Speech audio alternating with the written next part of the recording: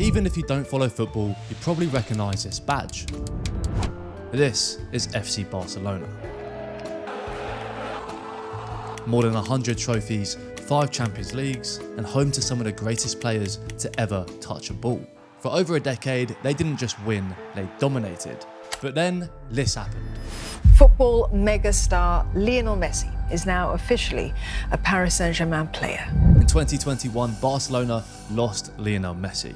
Not because they wanted to, because they couldn't afford him. Today, Barcelona are buried under roughly 1.45 billion in debt, one of the largest financial crises in football history. So how does one of the richest, most successful clubs on earth run out of money? And perhaps more importantly, how do they plan on getting out of it? Could this be the greatest financial meltdown football has ever seen? They need to ask a player the day before the first game to take a pay cut. It's unacceptable. You can't spend that amount of money on flops.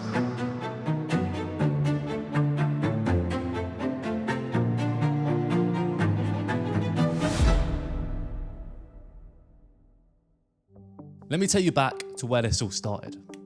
Let's turn to some breaking news now, and Neymar Jr. has officially informed Barcelona FC of his decision to leave the club. To this day, Neymar still holds the record for the highest transfer fee in football history, and 222 million euros is a serious amount of money to come into any football club, especially in 2017. So Barcelona had a choice. They could stabilise and invest slowly, but instead they chose to spend that money instantly. Philippe Coutinho arrived from Liverpool for 142 million euros, a huge mistake. Ousmane Dembele from Dortmund for 148 million euros, an injury nightmare. And 2 years later, Antoine Griezmann for 120 million euros. And he eventually ended up back at Atletico Madrid, making that price feel more like a generous gift from Barcelona. By the end of the 2019 to 2020 season, the club had spent a staggering 960 million euros on transfer fees. And expensive transfers means expensive wages. The club's wage bill increased by 62%, a stat that would frighten any business. But what frightened Barcelona more was the ticking time bomb they knew was coming.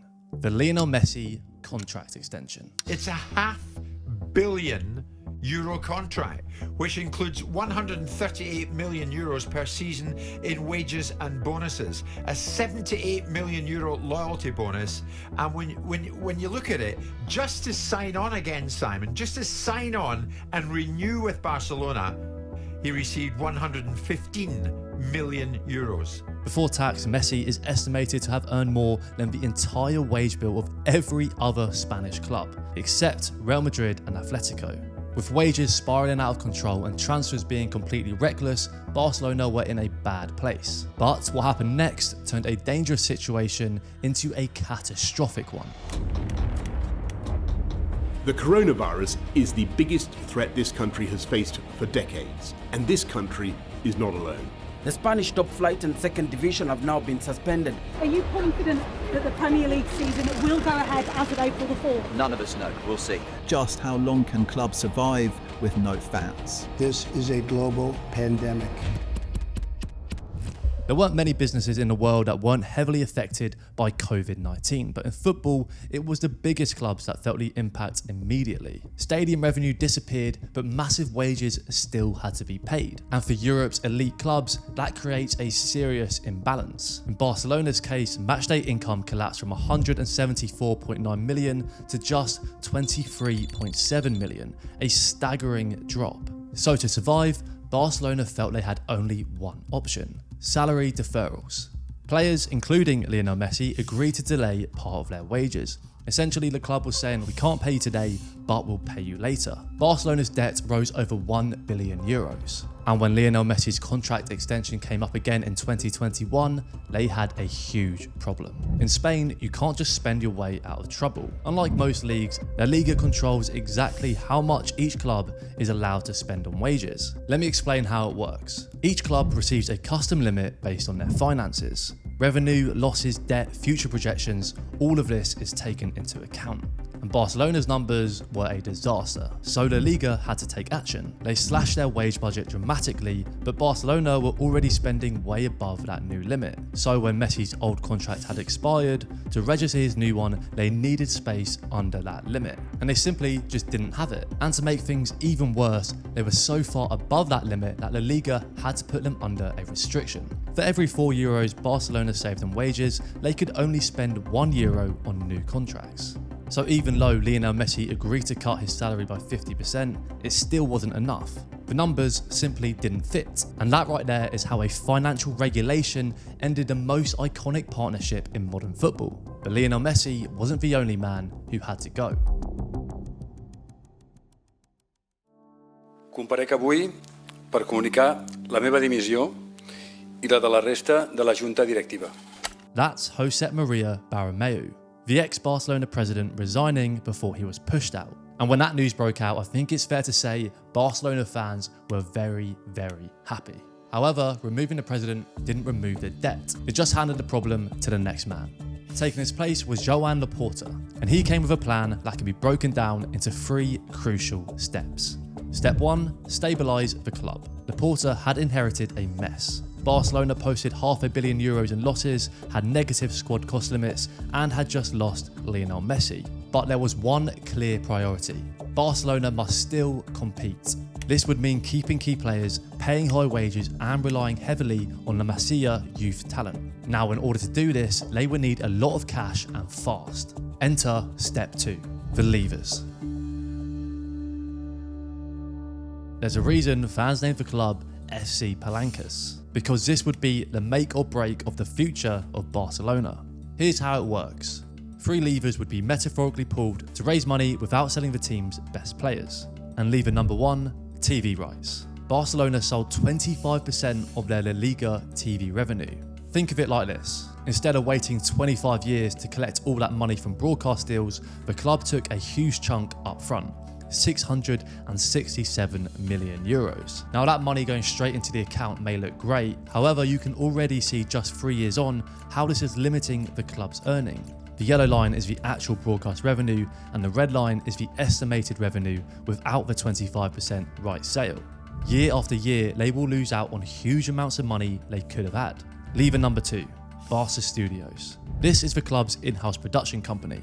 And being attached to one of the world's most famous brands means investors see a future cash machine. Barcelona sold partial stakes in the company, and on paper, these sales created hundreds of millions in accounting profits. And more importantly, profits that would count towards the Liga's financial rules. Even though the cash hadn't actually hit the club's account, it gave them room to sign players while they waited for that cash to finally arrive. And lastly, lever number 3, VIP seats. The club came up with an idea to sell personal seat licenses for 475 VIP seats at the Camp Nou. Buyers get the right to use or resell those seats for 30 years. Yes, 30 years. In exchange, Barcelona received €100 million up front, with most of it counted as revenue immediately. So with all this cash coming in, Laporta's plan was working. And that brings us to our last step, build for the future. Barcelona borrowed more than €500 million from Goldman Sachs and took out more loans to pay for their huge Camp Nou renovations. Right now it adds a lot to their debt, but once the stadium is finished, the upgrades could generate around €250 million every year from things like ticket sales, VIP seats and events. And in the meantime, commercial revenue continues to grow. So how did all this actually affect what fans really care about? What was happening on the pitch? The days of €100 million plus deals on the likes of Coutinho and Dembele were over, and smarter signings would need to be made. Rafinha, Koundé and Lewandowski were all made possible through careful payment plans and the cash from these levers. Barcelona are competitive once again. Under coach Hansi Flick, they're playing exciting football with a young squad. And this lesson feels pretty familiar. Barcelona are at their best when they trust their youth academy rather than splurge on superstar transfers. And financially, the recovery is visible too.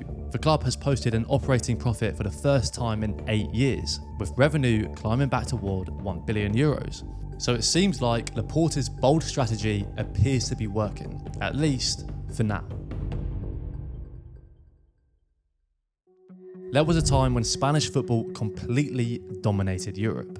But in the 2025-26 season, only Barcelona reached the Champions League top 8. Madrid, Atletico and Athletic all failed while the Premier League dominates. So why is this happening? Well, Barcelona aren't the only Spanish team in a complicated financial mess. In the 2025 summer window, the Premier League spent $3 billion. Italy 1 billion, Germany 739 million, but Spain just 592 million. And 300 million of that came from just 2 clubs. And this gap is driven by Spain's strict financial rules. Barcelona haven't been the only team under the thumb of FFP. Sevilla had to raise 38 million by selling key players just to balance their squad. Getafe sacrificed Uche, their best player, just to stay within regulations. And Barcelona again this season had to limit themselves to low-cost reinforcements. But it's important to note that these rules haven't just been brought in to punish these Spanish teams. In the early 2000s, 20 Spanish clubs entered bankruptcy.